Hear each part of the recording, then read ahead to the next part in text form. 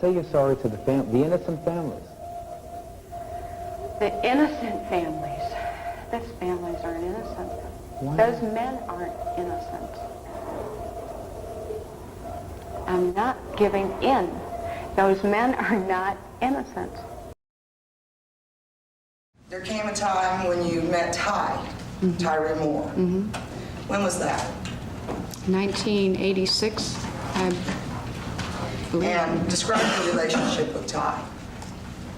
Well, I met her at the Zodiac, and from the very first day I met her, we fell head over heels with each other, and at the first year we were pretty, kind of sexual, but the second year and the third year and on, we became like sisters, and I loved her very deeply. She loved me very deeply, but we didn't care about the sex part anymore. We just cared about each other. We were really, really close, like a knot, tied like a rope, like a knot on a rope. Did your, I'm going to call it hustling because that's what you've called it. Your hustling stop once you got into the relationship with Ty? No, matter of fact, she quit her job at Al Karib. The first month that I was with her, she quit her job because I told her I make $150 a day or better, and you only make $150 a week. So if you want to quit, I'll support you. And she was all for it, and she continued to support me like a cheerleader. She wanted me out there. She told me all the time to go out and make more money. Okay. Did you begin to go out more often? Did there come a time you started to go out more often? The last year, she didn't like the trailer living, and she just constantly was telling me that I wasn't providing enough for her, that she wanted me to go out there and make more money because she wanted me to get a pressure cleaner business again and also get a house for her and everything else. So she said, I want you to go out there more often. She was pretty much like my pimp, it seemed, like I was a white slave. I didn't realize it, but she'd tell me to go on out there. If I didn't, she was going to break up with me and find another girl that would definitely take care of her, and I loved her to the max, and I wasn't going to do that. Did you talk about your experiences on the road with her? Not really. Why not? She didn't want to hear it. She always told me not to talk to her about it. She didn't care what happened to me out there. Did you try to talk to her about Richard Mallory? Yeah, I did, but she didn't want to listen. And during the times that you were with Ty, did she ever work? Tyra worked when I first met her Al Karib, then she quit a month. I took care of her, and then she worked for a couple times at Separate Hills Motel, but she didn't get any money. That was for board, so I took care of her there. The only solid job she ever had, she was a laundry worker for 2 months, and that didn't work long, so forget that. The only solid job she had was Casa Del Mar the last year.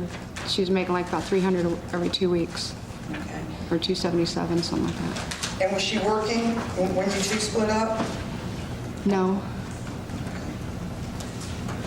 Had she quit her job? She got fired. Do you know why? She beat up her boss. Okay. So during these periods of time, were you supporting her? Yes. What were you spending your money on? Oh, wow. Well, see, I wanted to save up for like a house and the pressure cleaner and everything else. And every time I came home with money, she always wanted to go to the mall, buy clothes. I never bought clothes for myself. I had a bra even that had Band-Aids on it and safety pin and everything. I mean, I never could. I just took care of her. I didn't really seem to want to care about myself. I just took care of her and bought her a lot of clothes and everything, and a lot of times she'd just go to the bars, and we'd go to fancy restaurants and bars, and we blew it all in basically bars. I mean, $100, I saw her spend $200 in a quarter machine for stuffed animals in one night, just on quarters machine. Whatever she wanted, she got it.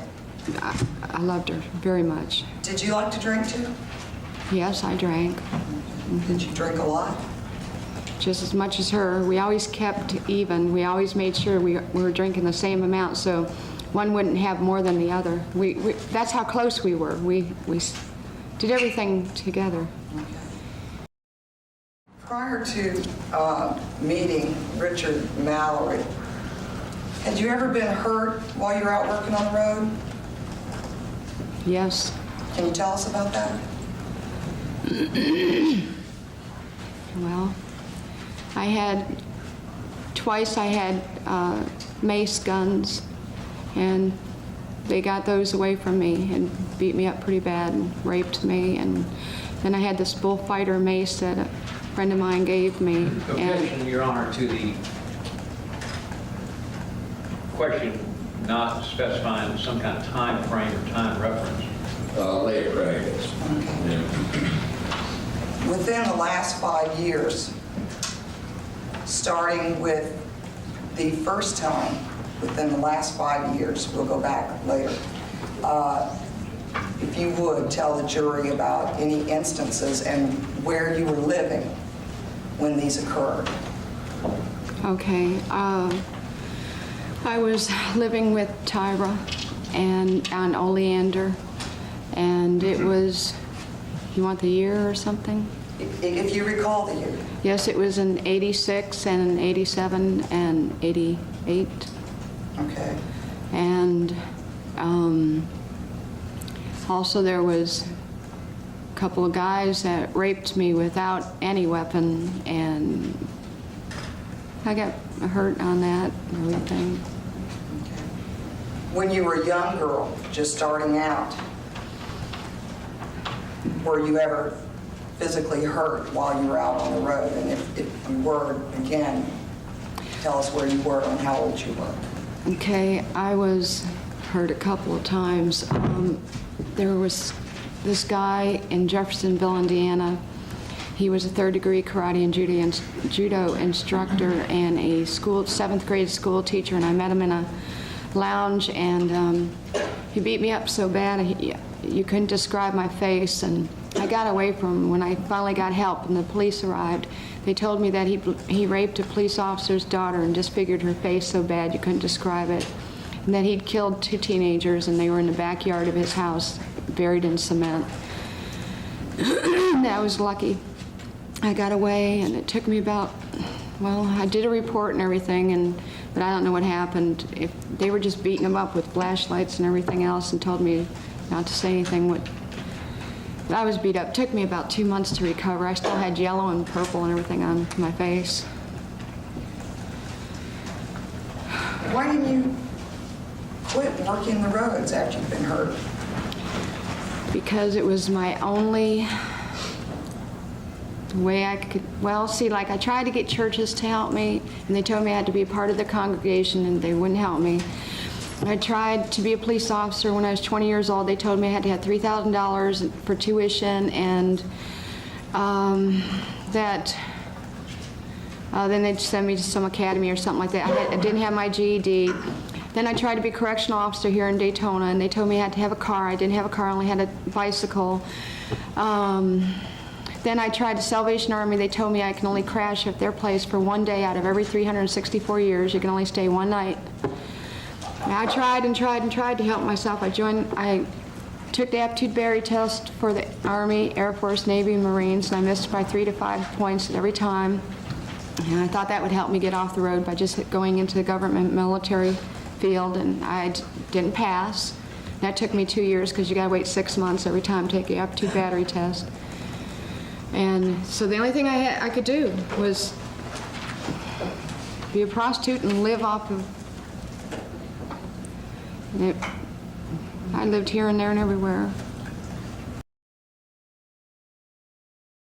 As soon as I got done talking to the detectives, they stuck me in solitary confinement lockdown, shoving pills down me and got me messed up on drugs forcingly. Who did And that? I didn't have any pen or pencil or paper to write, and you people are saying that those letters came in January in jail, and I don't remember writing any letters whatsoever. Who was this that was forcing drugs down you? They had me on Visceral. They had me where I didn't have any I didn't have any commissary, not even a Bible, a book, nothing to read, 24/7 in a square little room with nothing to do but come up and say, do you want your pills to help you go to sleep? And of course I took them to sleep, and I got hooked on Visceral. I was taking 2,800 milligrams a week, 16 pills a day.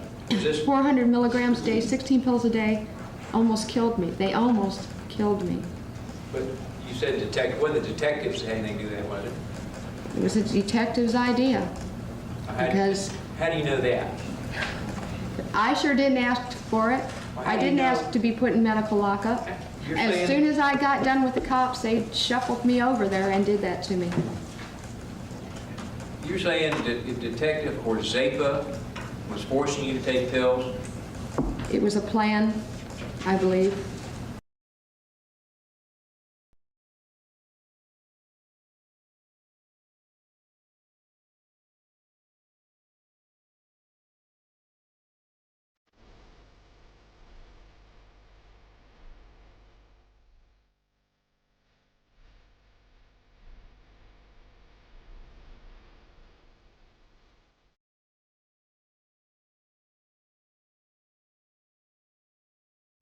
Everything she says, nothing makes sense. She says that she wouldn't hurt anybody, and that on the other hand, she says she's sorry.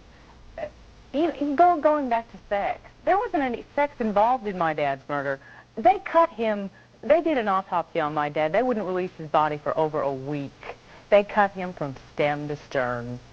There wasn't any semen there, anywhere.